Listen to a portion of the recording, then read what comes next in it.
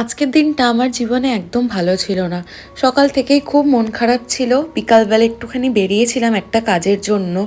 তারপর না আমার কেন জানি কিছুই ভালো লাগছিল না। সোজা চলে গেলাম জগন্নাথ মন্দিরে। গিয়ে ওখানে দেখি আরতি হচ্ছে। আমিও ওখানে কিছুক্ষণ বসলাম।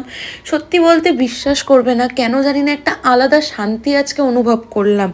মানে সবসময় মন খারাপ হলে এমনটা না যে আমাদেরকে ভালো কোনো রেস্টুরেন্ট বা কোনো সিনেমা হলে গিয়ে আমাদেরকে মন ঠিক করতে হবে। প্রায় অনেকক্ষণ মন্দিরে আমি বসে একাই কাটিয়ে দিলাম, একা আরতি দেখলাম। একটা খুব শান্তি লাগছিল মনের মধ্যে। দেখো তোমরা, এটা হচ্ছে আমাদের মাহেশের জগন্নাথ মহাপ্রভু। বাড়ির এত সামনে আমাদের জগন্নাথ মন্দির, কিন্তু কোনোদিনও আমি সেরকমভাবে সন্ধ্যা আরতি দেখতে যাইনি। তারপরে অনেকটা সময় আমি একা নিজের সাথে কাটিয়ে তারপর আরতি শেষ হওয়ার পর আমি ওখান থেকে বেরোলাম। যেই কাজটার জন্য বেরিয়েছিলাম সেই কাজটা সমাপ্ত করে সোজা চলে এলাম বাড়িতে।